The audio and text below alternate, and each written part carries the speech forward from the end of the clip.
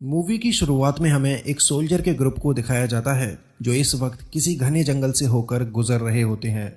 इन सभी सोल्जर के बीच एक सोल्जर ऐसा भी होता है जो कि डीफ यानी कि बहरा था और इसी वजह से उसे किसी भी तरह की कोई आवाज़ सुनाई नहीं देती थी। अब काफ़ी दूर चलने के बाद ये सभी सोल्जर एक शांत जगह पर आराम करने के लिए रुकते हैं और तभी उन्हें अपने पास में एक बड़ा सा तालाब दिखाई देता है।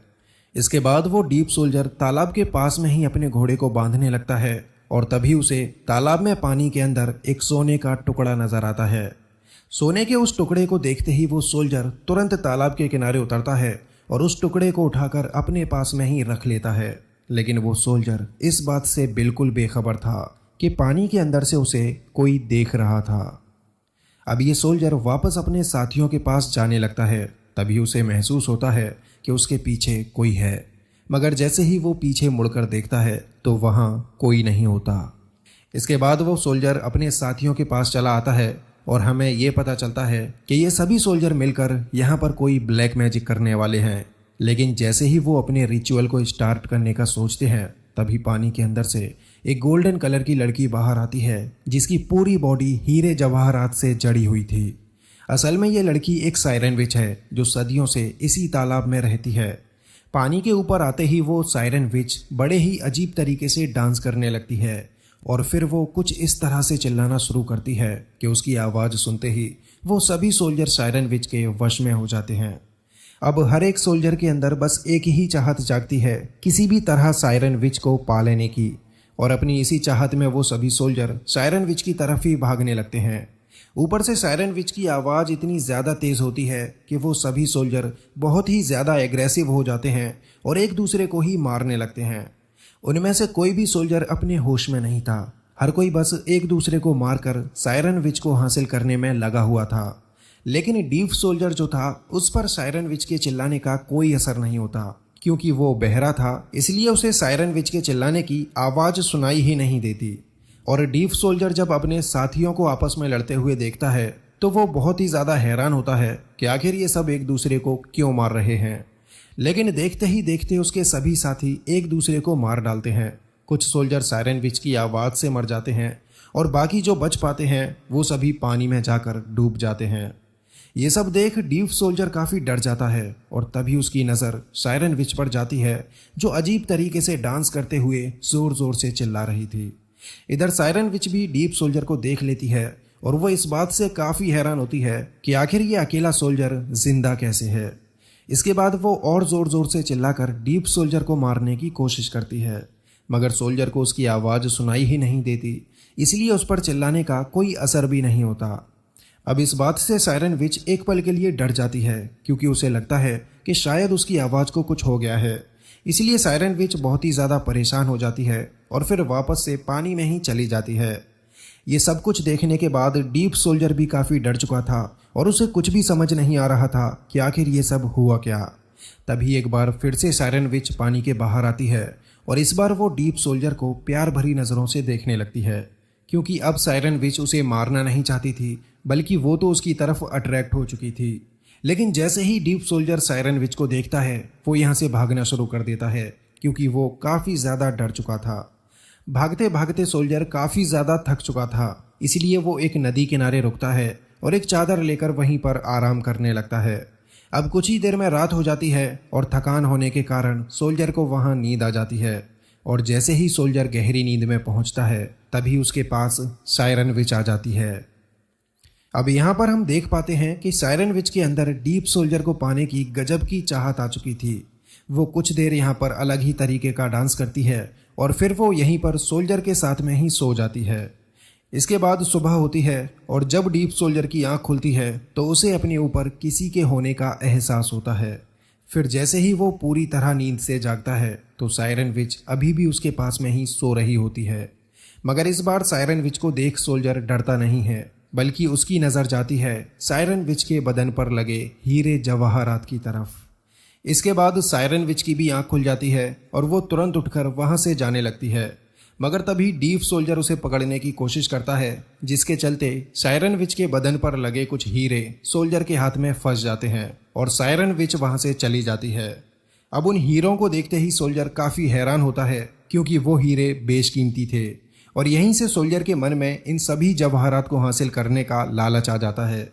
इसके बाद वो सोल्जर सायरन विच का पीछा करने लगता है और यह देख सायरन विच भी काफ़ी खुश हो जाती है।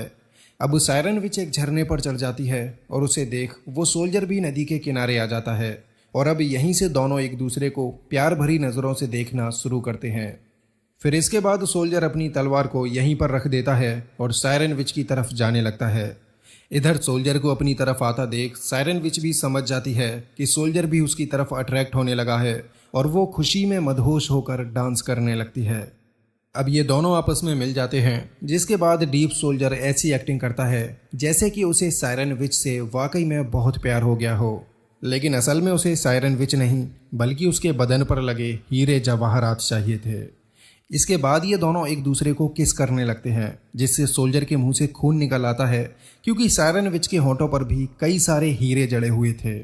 खून निकलने के बाद भी सोल्जर उस दर्द को बर्दाश्त करता है और पूरे जुनून के साथ सायरन विच को किस करता रहता है, क्योंकि उसे पता था कि अगर एक बार सायरन विच उसकी बाहों में मदहोश हो गई तो फिर वो उसके बदन से सारे हीरे जवाहरात आसानी से निकाल पाएगा।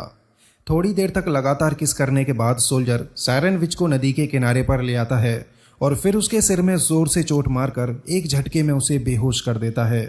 इसके बाद वो सायरन विच के बदन से एक एक करके सारे हीरे जवाहरात खींचना शुरू करता है, जिसकी वजह से सायरन विच का बदन जख्मी हो जाता है और उसके बदन में हर जगह से खून निकलने लगता है।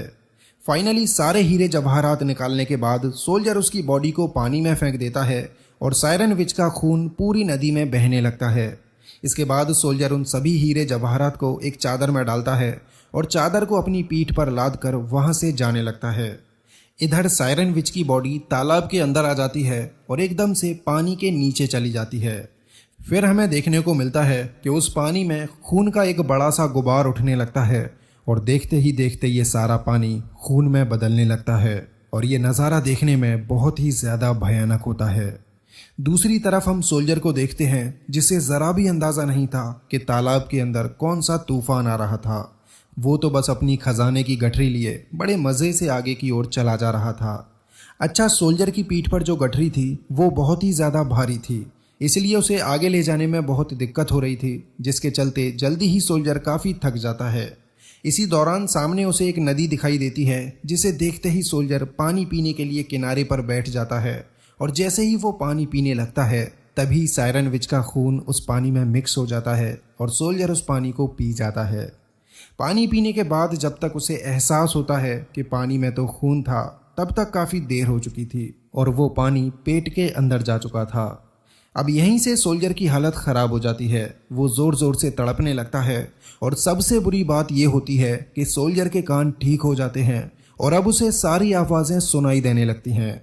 खैर, इसके बाद किसी तरह सोल्जर अपने आप को संभालता है और जल्दी से वहाँ से भागने की सोचता है, मगर जैसे ही वो भागने के लिए आगे बढ़ता है तभी पानी के ऊपर सायरन विच आ जाती है और वो अपने आप को देख बहुत ही ज़्यादा रोने लगती है, क्योंकि उसके बदन से सारे हीरे जवाहरात निकाले जा चुके थे जो उसके बदन की असली खूबसूरती थे। और इससे भी ज़्यादा दुख इस बात का था कि ये काम उस आदमी ने किया जिसके ऊपर सायरन विच ने भरोसा किया था। इसके बाद गुस्से में सायरन विच उस सोल्जर की तरफ देखती है और बहुत ज़ोर से चिल्लाना शुरू कर देती है। अब सायरन विच की आवाज़ सोल्जर के कानों में पड़ते ही उसके कान फटने लगते हैं, उसकी हालत ख़राब होने लगती है और वो बुरी तरह पागल होने लगता है। इसके बाद सायरन विच उसे अपने वश में कर लेती है और पानी के अंदर ले जाती है। हालांकि सोल्जर अपने आप को रोकने की बहुत कोशिश करता है, मगर अब कोई फ़ायदा नहीं होता। सायरन विच की आवाज़ से उसकी मेंटल कंडीशन ख़राब हो जाती है, आंखों के नीचे अंधेरा आने लगता है और धीरे धीरे करके सोल्जर पानी की गहराई में समा जाता है। इसके बाद सायरन विच शांत हो जाती है और अपने शरीर को देख बस बुरी तरह से रोती जाती है। इधर पानी के अंदर हम सोल्जर को देखते हैं जो नीचे उसी जगह पर आ गया था जहां पर उसके बाकी सभी साथी भी मरे पड़े थे। यानी कि जब इन सब की जान गई थी तो उस वक्त ये डीप सोल्जर अच्छा खासा बच गया था। मगर कहते हैं ना कि लालच इंसान को कहीं का नहीं छोड़ता, और ये डीप सोल्जर भी अपने लालच की वजह से ही बेमौत मारा गया।